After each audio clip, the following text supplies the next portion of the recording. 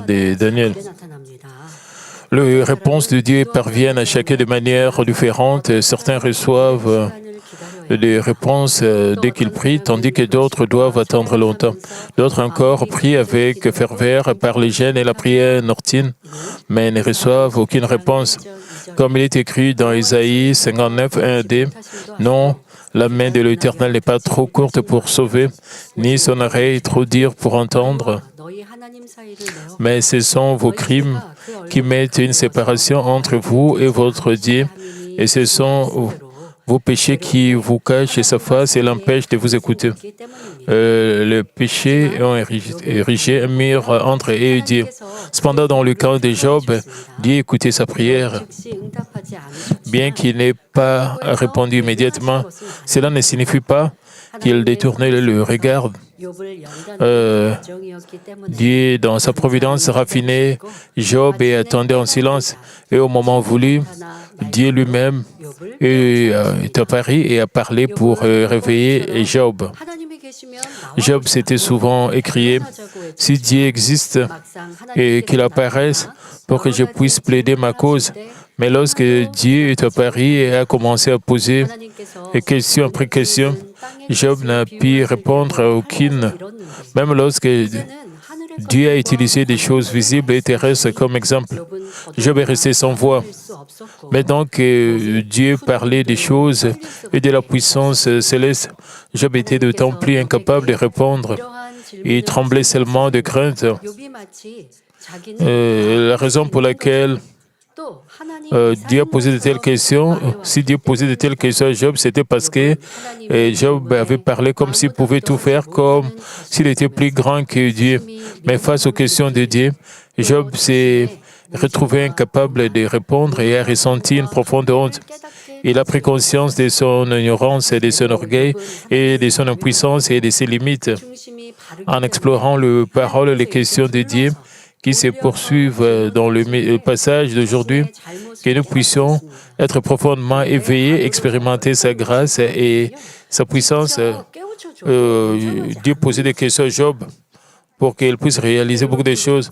Mais ceux qui sont remplis de mal, même quand on pointe du doigt leur mal, ils ne réalisent pas leur mal.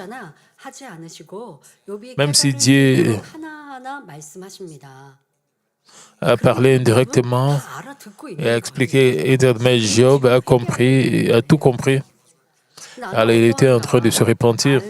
Qu'en est-il de vous? Même si quelqu'un vous donne des conseils directs, vous refusez, vous n'acceptez pas, vous ne voulez pas admettre. Si vous avez fait cela, vous ne pouvez pas changer. À partir de l'attitude de Job, vous devez vraiment vous examiner.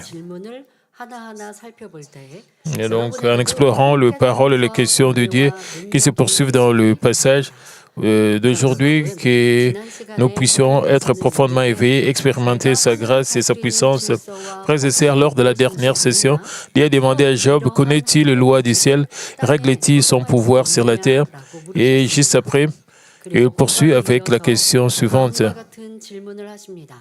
Job 38, 34 dit,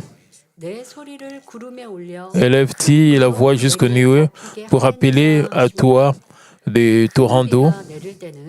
Lorsqu'une forte pluie tombe, elle est parfois accompagnée du bruit du tonnerre et des vents violents.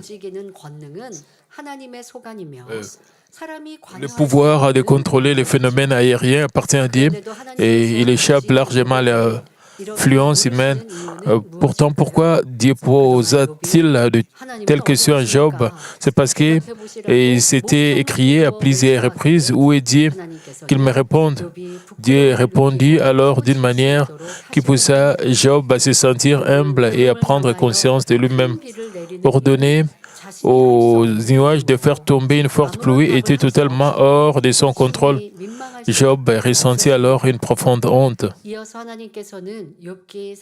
Dieu continua dans Job 38, 35, lance-t-il les éclairs, partent-ils, te disent-ils, nous voici.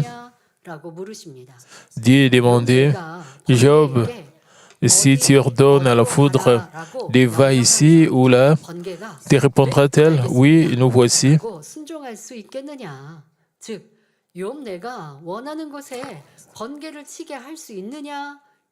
Et obéirait-elle à ton ordre? Dieu demanda à Job s'il pouvait faire tomber la foudre où il est souhaité. C'était également une chose que Job ne pouvait pas faire. Seul Dieu peut le faire. Les études ont montré que la foudre ne frappe pas au hasard, mais qu'elle suit une trajectoire spécifique. Dans l'air, un chemin se forme pour que l'électricité puisse circuler facilement et la foudre frappe le long de ce chemin. Cela fait partie de la providence de la nature conçue par Dieu lui-même. Dans les Écritures, nous constatons également que même des êtres sans vie et sans âme obéissaient à la voix du Seigneur ou à celle de ceux que Dieu avait choisis. Par exemple, dans Matthieu 8, 28, Jésus menaça le vent et la mer et ils se calmèrent complètement. Voyant cela, les gens furent étonnés et dirent: et quel est celui-ci, disait-il, à qui obéissent même le vent et la mer? Dans Josué 10, lors de la bataille de Gabaon, Josué ordonna: Soleil, arrête-toi à Gabaon, et lune dans la vallée d'Ajalon.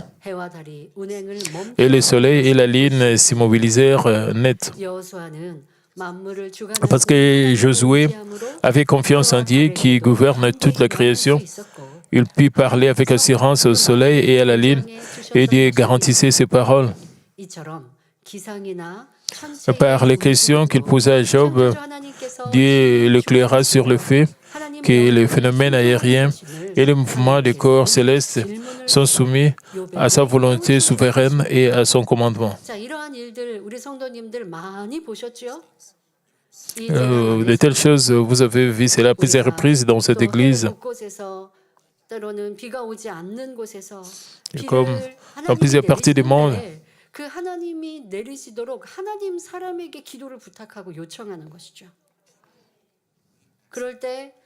quand nous demandons aux hommes de Dieu d'envoyer la pluie, quand il y avait de telles requêtes, notre berger a prié. Dans les régions où il n'y avait pas de pluie pendant longtemps, dans certains pays, il y avait la sécheresse, il n'y avait pas de pluie. Après la prière, il y a eu la pluie, il y avait plié des sécheresses. Vous pouvez voir la croisade unie de l'Inde. Il n'y avait pas de pluie avant cette croisade. Avant la croisade. Et il y avait parfois des pluies pour chasser les moustiques. Pendant la croisade, il n'y avait pas de pluie, mais pendant particulièrement cette croisade de l'Inde, il y avait la pluie. Les gens n'ont pas évité la pluie. Alors, la foule était toujours là. Et d'autres avaient ouvert grand leur bouche. Et j'étais là sur cette scène. Je m'en demandais, avec la pluie, les gens pouvaient être dispersés. J'ai prié pour que Dieu arrête la pluie. En voyant le berger prier pour le malade, j'étais surprise parce que ils n'ont pas bougé, ils étaient là, et malgré qu'il y avait une forte pluie.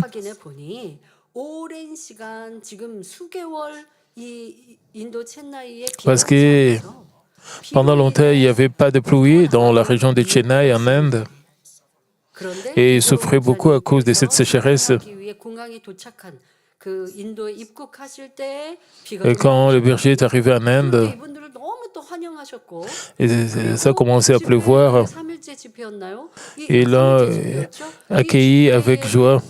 Et pendant la croisade, le troisième jour, quand il a prié pour le malade, et il a commencé à pleuvoir, les gens n'ont pas bougé. Beaucoup de gens ont été guéris. Ils ont sont venus sur le podium pour témoigner de leur témoignage. Et les jours suivants, il y avait beaucoup de gens qui ont partagé leur témoignage. Ils étaient vraiment concernés au sujet de la pluie, mais ils étaient très contents qu'il y avait la pluie. Et nous avons glorifié Dieu à travers cela. Pas seulement pendant la croisade de l'Inde. Quand les gens demandaient la pluie, dans des régions où il n'y avait pas de pluie, où les gens souffraient, vous pouvez regarder sur l'écran, c'est en Israël. Il y avait aussi la sécheresse en Israël. Et vous avez difficilement la pluie parce qu'il n'y avait pas de pluie en Israël pendant longtemps. Même les niveaux des mers de Galilée avaient diminué parce que Galilée le lac de Galilée était vraiment une source d'eau pour eux, et le berger a prié pour cela. Nous ne montons pas toutes ces choses en scène. Ce sont des preuves claires venant de la part de Dieu. Tout cela est possible par la puissance de Dieu et par les hommes de Dieu, et Dieu a répondu à la prière des hommes de Dieu. Les hommes de Dieu manifestent la puissance de Dieu et montrent que Dieu est tout-puissant. Dieu est tout-puissant partout à travers le monde. Les hommes de Dieu démontrent cela. Mais Job, même s'il n'avait pas encore expérimenté la puissance, il croyait que Dieu avait créé toutes choses. Mais quand il est passé par de grandes épreuves, il a oublié au sujet de Dieu qui est très grand. Il a commencé à grommeler, il a commencé à murmurer, il a commencé à poser des questions. Dieu a demandé à Job s'il pouvait faire descendre la pluie, et Job était sans voix. Job était très embarrassé parce qu'il s'est plaigné beaucoup devant Dieu.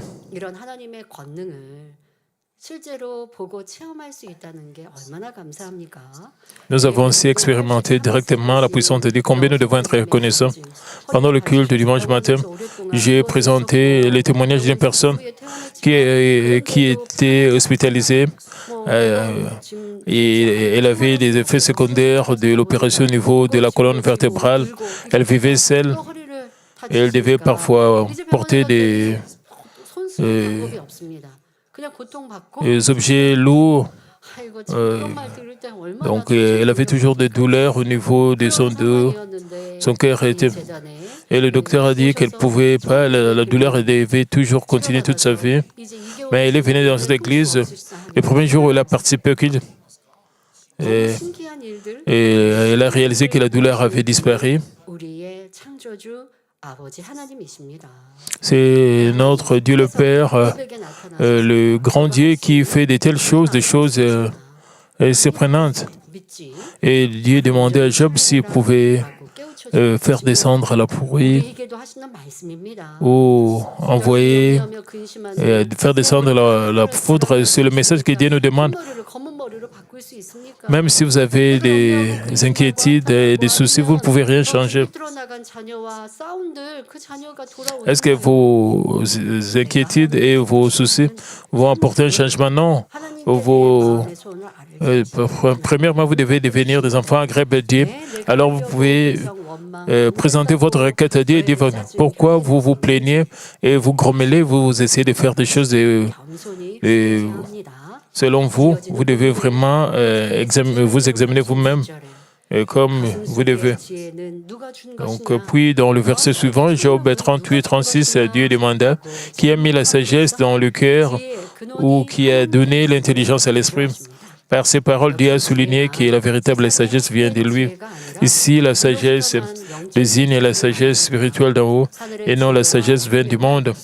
La sagesse et la compréhension céleste ne peuvent être acquises par nous-mêmes mais par Dieu. La sagesse divine donne la vie, nous guide sur le chemin de la vie éternelle, nous apporte un véritable bienfait. Même pour comprendre la parole, nous avons besoin de la sagesse divine. Lorsque nous ouvrons notre cœur et le cherchons sincèrement, Dieu nous accorde sagesse et compréhension et nous recevons la grâce de saisir sa parole. C'est pourquoi les nombreux croyants témoignent que, bien qu'ils aient d'abord trouvé la parole de Dieu difficile, ils ont finalement connu un profond éveil et l'ont trouvée douce comme le miel. Et dès lors, ils ont commencé à apprécier l'adoration, à aimer Dieu davantage, à renforcer leur foi et à développer une plus grande espérance pour le ciel. Lorsque Dieu ouvre nos oreilles et nous donne les yeux spirituels pour comprendre et discerner sa parole, nous commençons à saisir non seulement la connaissance, mais aussi son sens spirituel. Nous écoutons alors la parole sans fatigue ni somnolence. Nous pouvons nous concentrer pleinement et recevoir la grâce. Voilà ce que signifie adorer un esprit en vérité. Ce faisant, nous recevons la grande grâce et la sagesse de Dieu. Mais si vous adorez un esprit en vérité, alors, avec l'œil de Dieu, vous pouvez adorer un esprit en vérité. Vous devez aussi faire des efforts de votre part. Alors Dieu va recevoir notre culte. Il va déverser sa sagesse sur nous, sa sagesse dans vous. Même si le message est peut-être déjà entendu, nous recevons un niveau différent de grâce et d'éveil. Et à travers cet éveil, nous pouvons nous transformer dans la vérité. Lorsque Dieu demanda à Job qui a mis la sagesse dans le cœur ou qui a donné l'intelligence à l'esprit, Job reconnut clairement que toute origine vient de Dieu. Et nous aussi, nous devrions être bien conscients de notre origine. Et si les parents pouvaient concevoir le main, le pied et le visage de leur enfant exactement comme ils le souhaitent, et alors chaque enfant naîtrait certainement la plus belle ou le plus beau possible. C'est parce que le parent souhaite que leur enfant naisse aussi bel et beau que possible, mais la réalité ne fonctionne pas ainsi. Les parents ne peuvent même pas modeler le nez de leur enfant comme ils le souhaitent, ni déterminer l'apparence de ses yeux. Je vais vous raconter une histoire intéressante. Quand j'étais né, le pasteur Myongli avait 5 ans. Elle se rappelle bien cela. Quand j'étais nouveau-né, et mon père a touché mon nez comme ceci. Et le berger, pasteur Myongli a demandé, Père, qu'est-ce que tu es en train de faire? Et j'essaie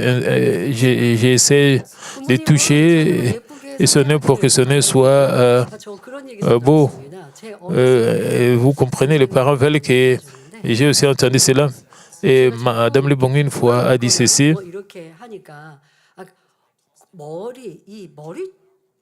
Parce que je tournais souvent quand je dormais au lit. Et Madame Le Bong a fait que ma tête soit belle. Et c'est un peu de fait que la forme de ma tête soit belle. Même si Madame Le Bongnim voulait que je dorme comme elle voulait. J'ai tourné toujours, j'ai changé de position. Souvent, ce n'était pas la position que le parent avec amour, ils essayent que leurs enfants soient beaux ou belles. Le parent veut que leurs enfants soient plus belles. Quand le parent donne naissance à l'enfant, il veut que les enfants soient meilleurs et plus. Il y a aussi des parents ici. Et ils veulent donner de bonnes choses aux enfants.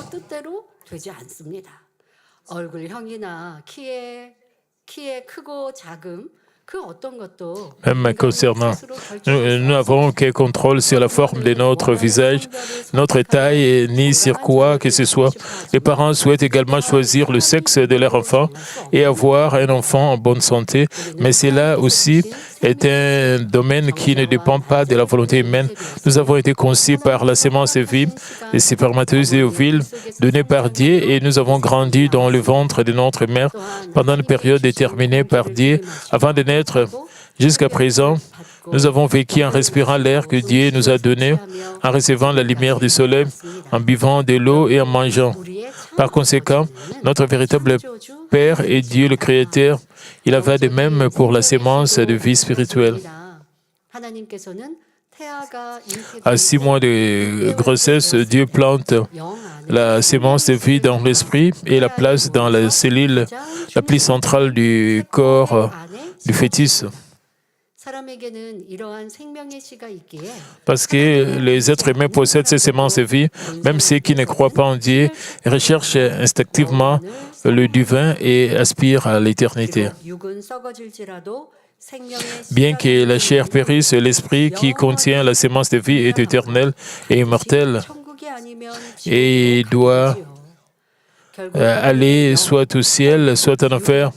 Nous pouvons comprendre que l'origine de notre esprit, de notre âme et de notre corps est Dieu le Créateur.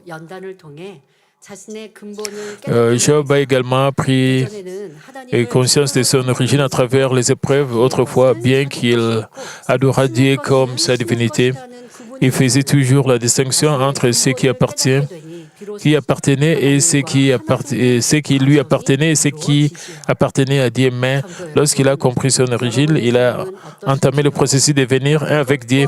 Qu'en est-il de vous? Séparez-vous et ce qui vous appartient de ce qui appartient à Dieu. Si nous aimons Dieu, nous devenons un avec lui. Si vous avez la foi et que ce qui appartient au Père est à vous et ce qui vous appartient au Père, alors vous ne manquerez de rien. Si nous n'insistons pas sur ce que nous avons devant Dieu, mais considérons toutes choses comme siennes, Dieu comblera tous nos besoins, tant corporels que spirituels. Ne comprenez pas très mal. Vous dites que nous avons pris. Vous pouvez dire, Père, tu vas me donner tout ce que je demande. Tout ce que nous devons, premièrement, nous devons offrir toute notre vie, toute notre dévotion à Dieu, les parents, même leurs enfants. Une fois ils ont ce cœur, alors Dieu va dire, oh, c'est bien. Tout ce qui m'appartient t'appartient, mais les gens ne font pas cela. Ils écoutent le message, ils insistent, ce qui appartient à Dieu m'appartient. De cette manière, ils ne peuvent pas recevoir la réponse. Une fois que vous donnez tout ce qui vous appartient, votre temps, votre famille, tout cela, vous donnez ça à Dieu. Vous voulez seulement glorifier Dieu, alors Dieu va vous rendre avec des bénédictions abondantes.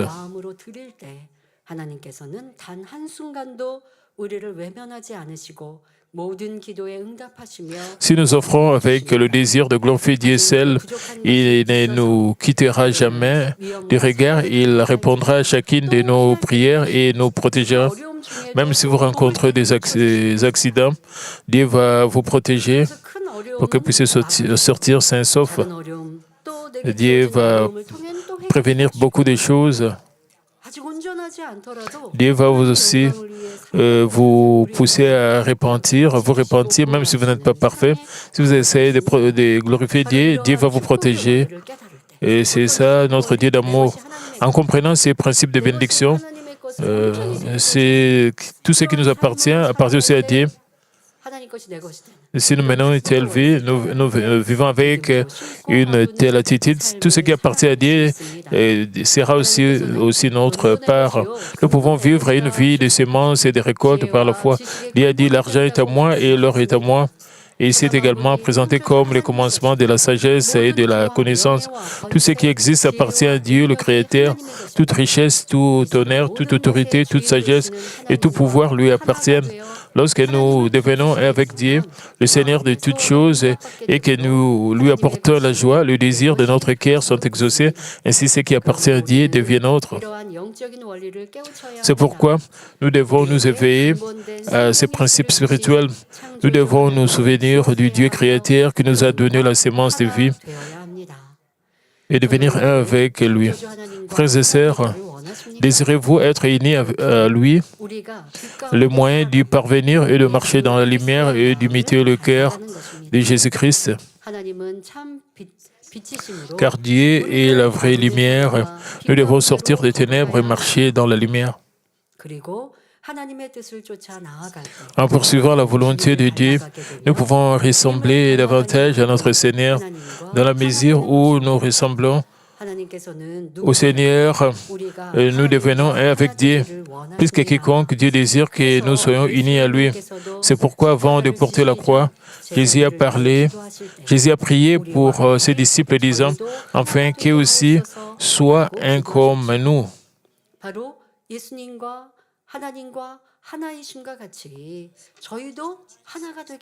Et juste comme Jésus est un avec Dieu, Jésus a demandé que ses disciples puissent aussi devenir un avec Dieu.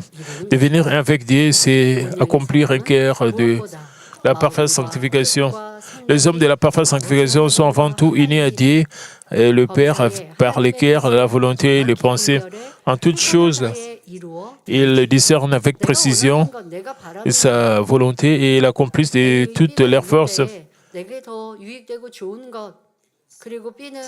Et ne recherchent pas ce qui est plus bénéfique pour eux.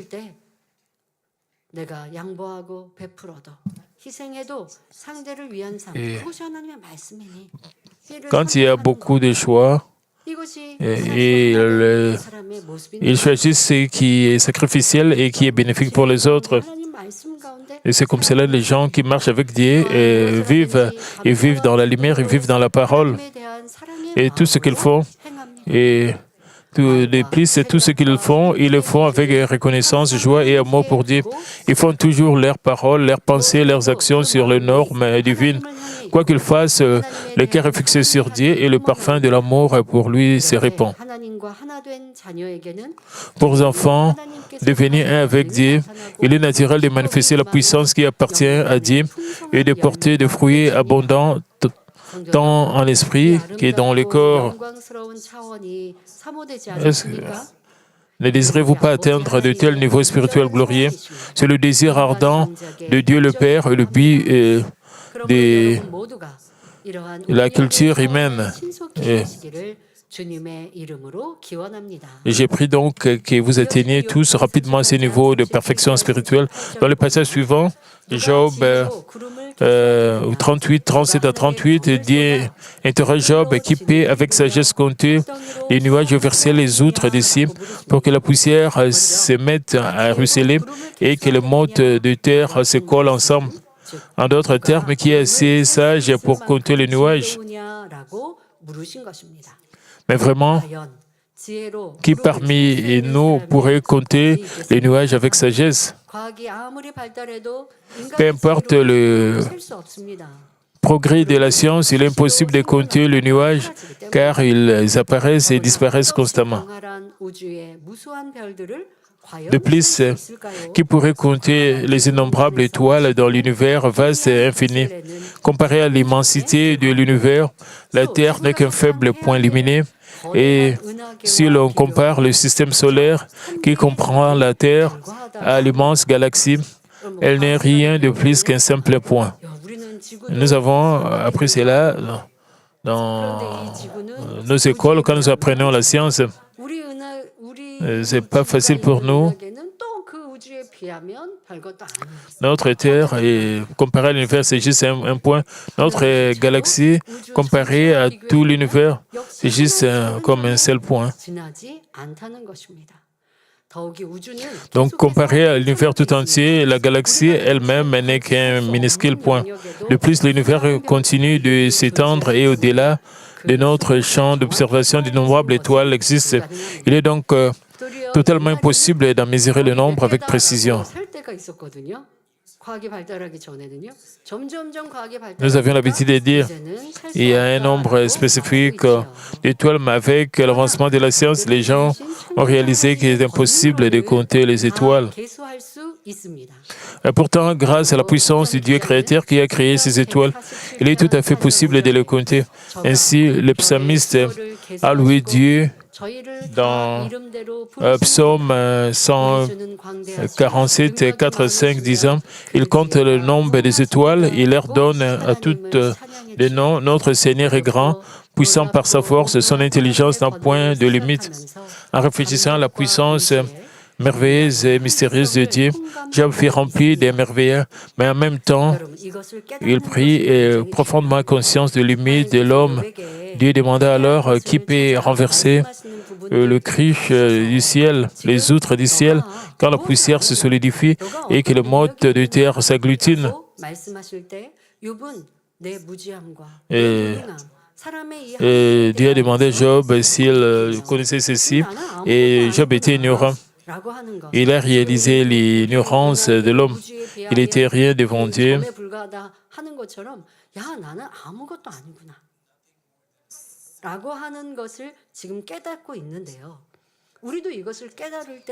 Job était en train de réaliser beaucoup de choses au sujet de la galaxie. C'est quand nous réalisons ça, nous pouvons changer rapidement.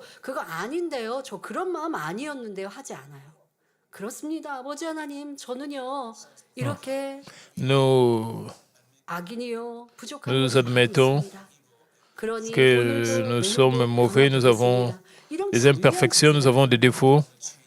Nous allons dire, Père, je voudrais changer aujourd'hui et demain.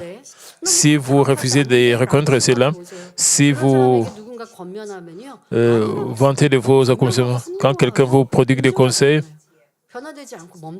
il ne va pas reconnaître ses fautes et cette personne va stagner, elle ne va pas avancer. Pour être transformé, vous devez d'abord vous humilier, vous devez faire des confessions d'humilité. Quand quelqu'un vous prodigue des conseils, vous devez reconnaître, vous devez admettre, même si les paroles d'une autre personne ne sont pas correctes. Vous allez apprécier les conseils des autres.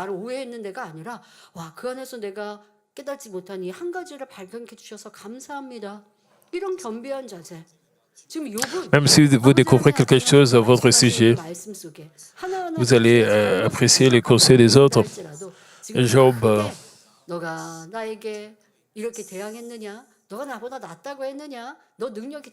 ne pointait pas directement les fautes de Job directement. Dieu posait toutes ces questions et il a amené Job à réaliser beaucoup de choses et il a réalisé Job a réalisé qu'il n'était rien et qu'il n'était que la poussière. Il ne pouvait pas discuter devant Dieu. Et quand il a réussi l'éveil, Job a commencé à se repentir sincèrement.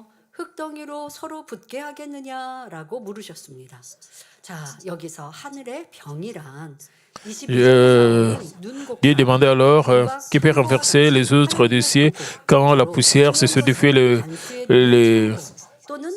pour que la poussière se mette à ruisseler, que les mottes de terre se collent ensemble. Les outres du ciel de ces versets sont comme les trésors de Dieu, tout comme les greniers à neige et les greniers à grêle, mentionnés au verset 22. Ce sont des lieux où sont conservées des choses précieuses.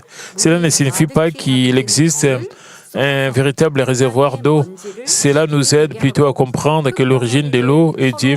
Autrement dit, cette question signifie qui peut verser les outres des cieux remplis d'eau, transformer la poussière en amas et agglutiner le motte de la terre en faisant pleuvoir du ciel, Dieu transformant la poussière en argile, les mottes de la terre se liant les unes aux autres, la terre devient une terre vivante. Dieu pose de telles questions. S'il y a des outres des cieux,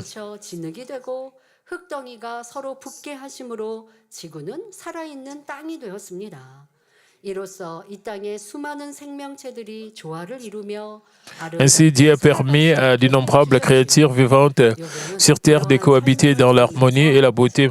À travers cette explication, Job a compris que même ces épreuves étaient sous la providence divine. Il a également compris que Dieu, qui transforme la poussière en argile et lie les modes de terre, pouvait certainement guérir son corps malade et le rétablir en un instant. Frères et sœurs, nous devons toujours nous rappeler que notre vie et notre mort, nos bénédictions et nos malédictions, notre ascension et notre chute sont tous entre les mains de Dieu. Dieu a dit dans Jérémie 32, 27, « Voici, je suis l'Éternel, le Dieu de toute chair. Y a-t-il rien qui soit étonnant de ma part ?» Et dans Psaume 37, 5, « Recommande ton sort à l'Éternel, mets en lui ta confiance et il agira. » Si vous croyez ces paroles sans l'ombre d'un doute, alors vous pouvez tout confier, vos problèmes familiaux, professionnels, d'affaires et même vos maladies, entre les mains du Dieu Tout-Puissant. Ceux qui confient tout entre les mains de Dieu ne s'appuient pas sur leur propre connaissance ou expérience, mais sur la parole de Dieu. Ils marchent sur les droits chemins en obéissance à sa parole, s'abstiennent de toute cupidité et recherchent le bien. Même face aux difficultés, ils ne transigent pas avec l'injustice, mais agissent avec honnêteté et apportent la joie à Dieu. En retour, Dieu leur accorde la sagesse et le fait prospérer. Les gens disent que demandent des prières pour des réponses et des bénédictions, mais elles poursuivent seulement la cupidité. Ils ne gardent pas la parole de Dieu et ne suivent pas les droits chemins. Comme résultat, ils sont dans des problèmes au lieu de se repentir et demandent la prière. Avant de faire des requêtes de prière, premièrement, vous devez vous repentir selon l'ordre. Si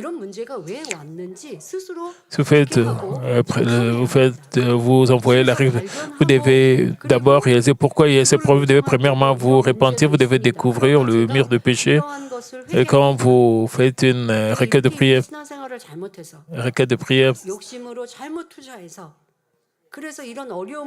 vous avez fait ceci, cela, et vous vous repentez de ceci, cela. Je me répands. Je ne priais pas aussi.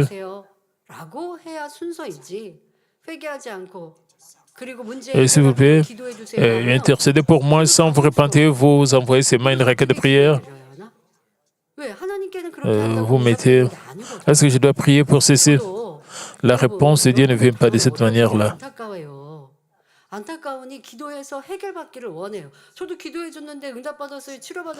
Je veux que vous puissiez recevoir la prière, que vous puissiez aussi glorifier Dieu.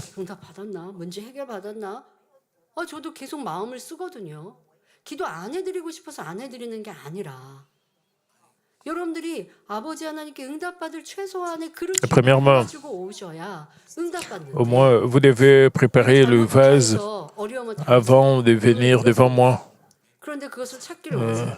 Et si vous faites un mauvais investissement et vous perdez tout votre argent, vous voulez récupérer cet argent, premièrement, vous devez vous repentir parce que vous avez la cupidité, vous avez fait un très mauvais investissement. Vous devez premièrement vous examiner, vous devez vous repentir parce que vous ne vivez pas sur la parole de Dieu, vous ne priez pas parce que vous ne priez pas. Mais certaines personnes viennent seulement avec des requêtes de prière sans prier, sans même se repentir.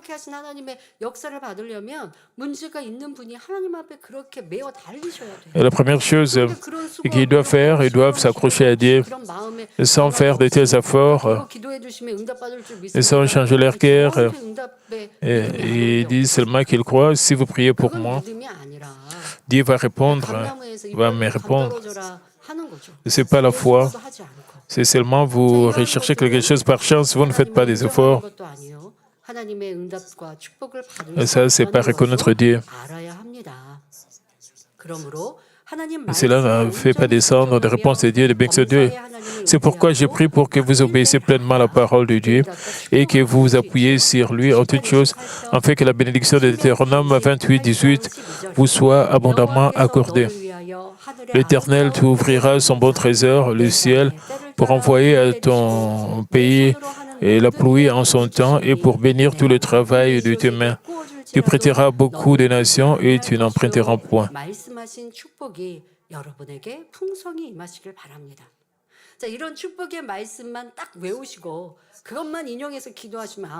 Certaines personnes, si vous vous souvenez de telles paroles de bénédiction et vous priez, cela ne va pas marcher. Il y a une condition. Vous devez vivre selon la parole de Dieu. Vous devez vivre selon tous les statuts de Dieu, alors les lois de Dieu, alors vous serez bénis. Il y a deux paires dans la parole de Dieu. Quand il y a des bénédictions, il y a aussi des conditions. Quand il y a un problème, il y a un principe. Comment résoudre ces problèmes? Dieu peut tout faire. Mais pour rencontrer Dieu et expérimenter Dieu, vous devez savoir comment prier, comment faire une requête. Vous devez réaliser tout cela et demander Dieu avec sagesse. Ensuite, Job 38, 39 à 40 dit: chasse-t-il la proie pour la lionne et apaise-t-il la faim des lionceaux quand ils sont couchés dans leur tanière, quand ils sont en embuscade dans leur repère? Cependant, ces versets ont une signification plus profonde que la simple affirmation que les lions ou les animaux sauvages vivant dans le plaine sont nourris et soutenus par Dieu. Le moment où ils se tapissent dans leur cachette et guettent, au verset 40, fait référence au moment où ils ont faim et cherchent de la nourriture. Les lions se tapissent tranquillement dans leur tanière ou se cachent dans la forêt, attendant. Lorsqu'une proie apparaît, ils attaquent et chassent rapidement. Nous avons des chaînes de télévision où on montre les animaux. Comment est-ce que les animaux attaquent les autres animaux? Parfois, ils se cachent sous les herbes pour attendre d'autres animaux.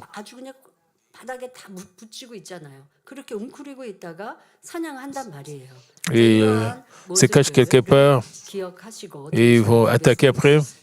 Je pense que vous souvenez, quand vous suivez de ces chaînes de télévision concernant les animaux.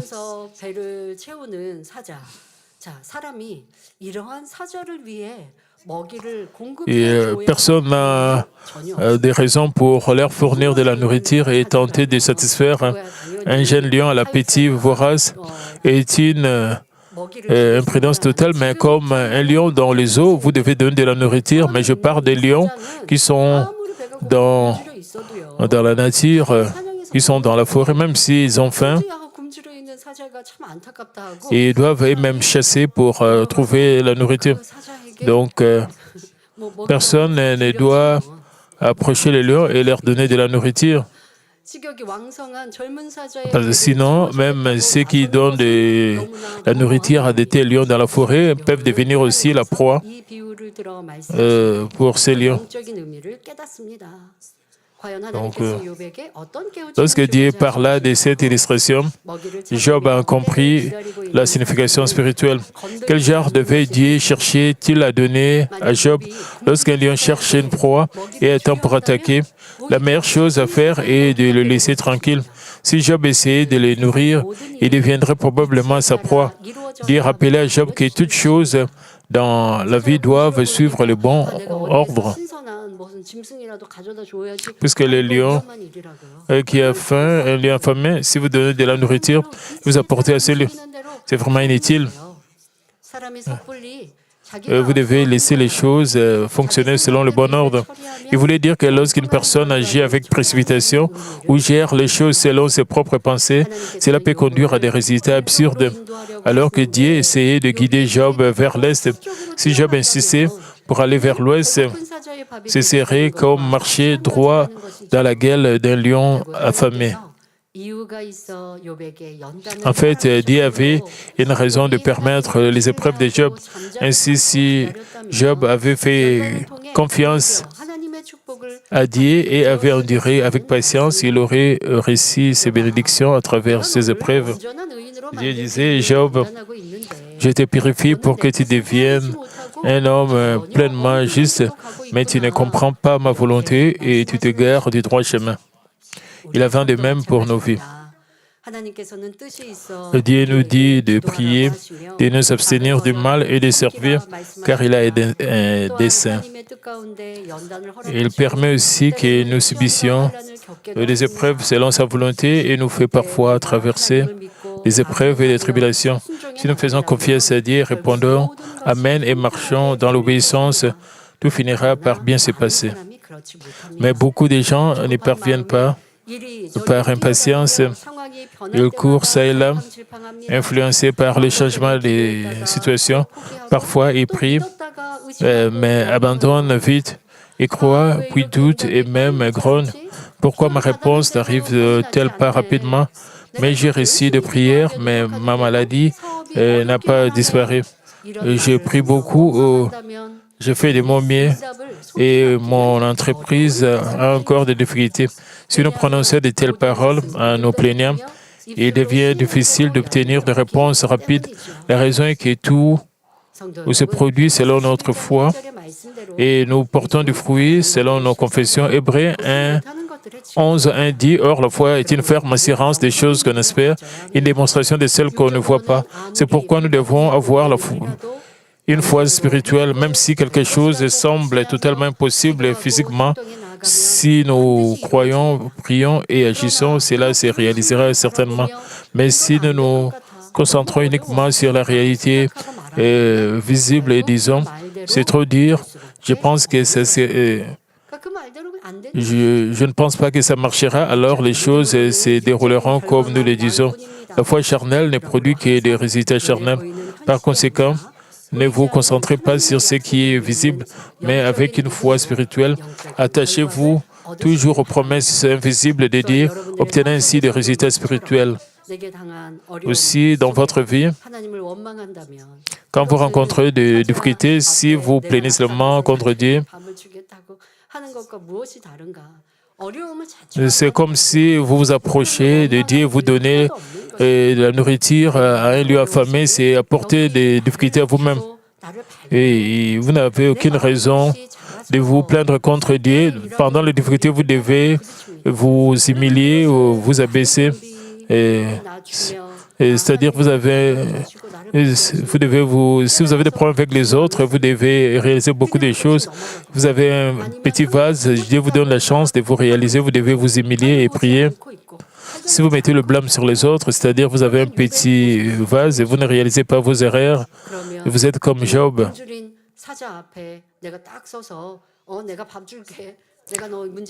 C'est comme si vous tenez devant un lion affamé, vous voulez offrir de la nourriture à ces lions, vous allez vous créer beaucoup de problèmes parce que les lions risquent de vous dévorer aussi.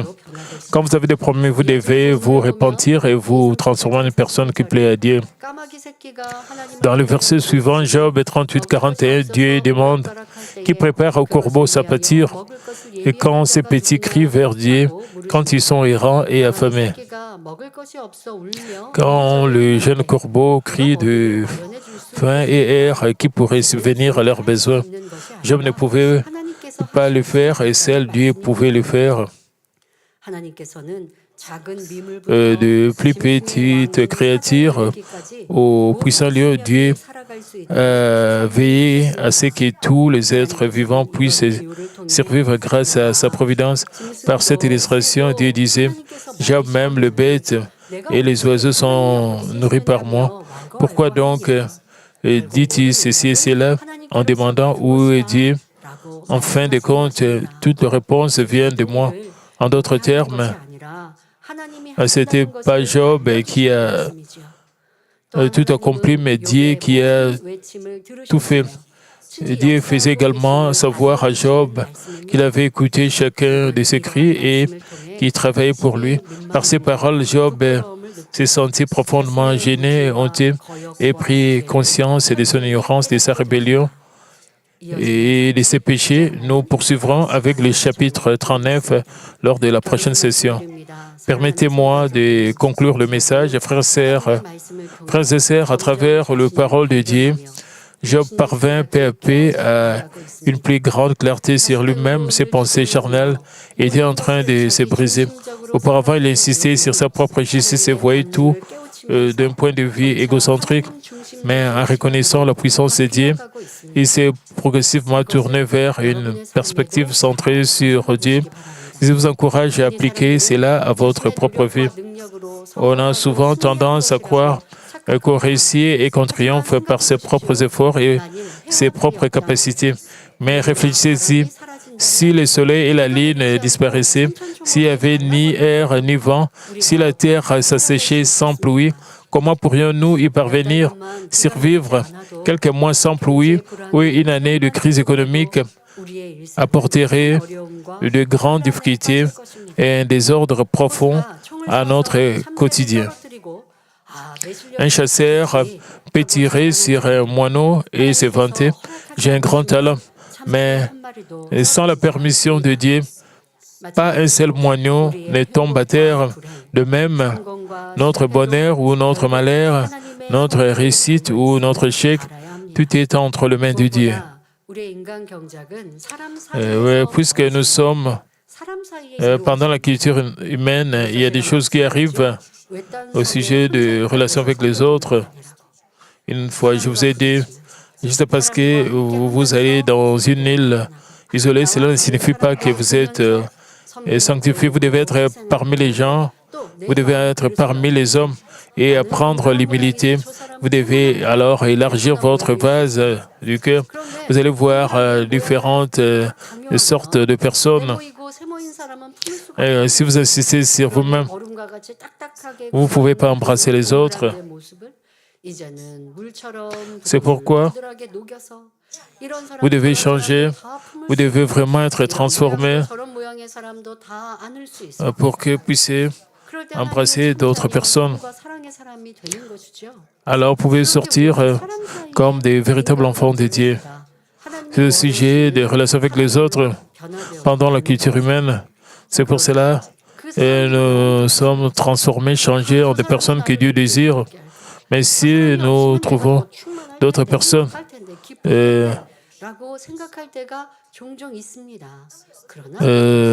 confortables, vous souhaitez que d'autres personnes ne puissent pas exister, ce ne serait jamais le cas.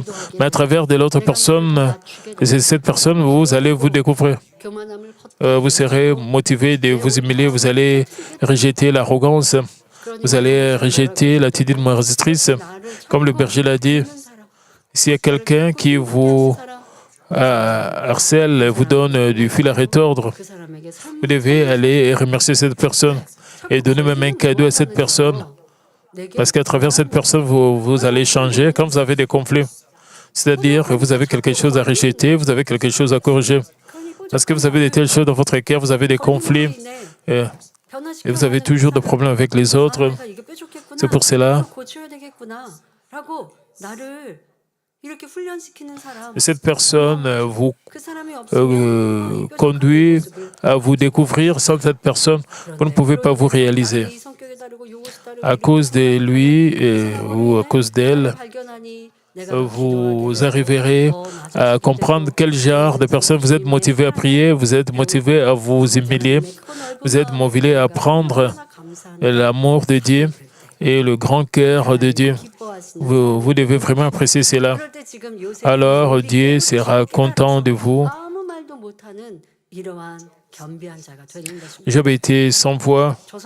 Il est devenu humble en écoutant les questions de Dieu. À cause de cette personne qui me déteste, à cause de cette personne qui me donne du fil à retordre, et je souffre injustement. Vous avez de telles personnes autour de vous. Vous devez savoir que de telles personnes, c'est un devoir, ce n'est pas que Dieu vous donne cette personne. Parce que vous n'embrassez pas cette personne, alors vous devez élargir votre cœur et être transformé ou changer dans la bonté. Alors vous serez transformé alors les autres aussi vont changer. Alors, vous aurez une très bonne relation avec ces gens. Vous devez reconnaître Dieu dans tous vos domaines. C'est de cette manière que vous reconnaissez Dieu du fond de votre cœur. Vous pouvez vous plaindre à cause de cette personne, vous souffrez. Ce serait mieux si cette personne n'existait pas. Vous devez réaliser la volonté de Dieu. Vous devez être prêt à obéir. Vous devez être humble. Alors, vous pouvez être changé. Même sans passer par des épreuves comme Job, j'espère que vous allez toujours reconnaître Dieu dans toutes choses. Puisque nous sommes les enfants de Dieu et ayant reçu la citoyenneté du ciel, nous devons suivre les lois de son royaume, marcher dans la lumière et prier selon sa volonté. Alors Dieu nous répondra sûrement et nous conduira sur le chemin de la prospérité. Par conséquent, comme Proverbe 3, 6 nous dit, « Reconnais-le dans toutes tes voies et il planera tes santé. » J'ai pris au nom de notre Seigneur que vous recherchiez humblement sa volonté en toutes choses et que vous soyez continuellement conduits sur sa voie de la prospérité.